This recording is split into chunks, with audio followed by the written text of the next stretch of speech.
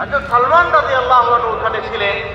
হযরত সালমান রাদিয়াল্লাহু আনহুর পাথর তো ফেটে যায় হয়ে যায়। হযরত সালমান রাদিয়াল্লাহু আনহু বলেন, হুজুর আপনি যখন পাথরে ওই কুদাল মারেন আগুন দেখতেছিলাম। আগুনটা কি? যে সালমান তুমি দেখেছো? যে হ্যাঁ হুজুর, আমি যে জাত আপনাকে নবী বানিয়ে পাঠিয়েছে ওই জাতের কসম আমি দেখেছি।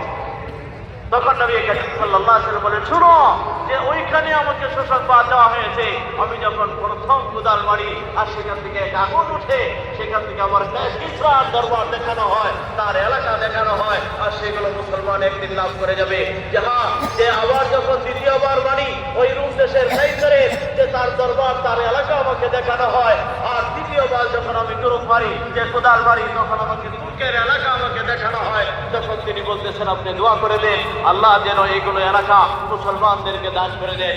মেহমান বলছেন যে ভয়াবহ হালাত এত বেশি, কিন্তু অপর দিকে আম্বিয়া আলাইহিস সালামের যেমন ইয়াকিন ছিল, যেমন সাহাবায়ে কেরামের অবস্থায় না, নবীজি সুসংবাদ শোনাইতেছেন, সাহাবী দোয়া করাইতেছেন যে দোয়া করেন যেন এটা আমাদের জন্য হয়ে যায়।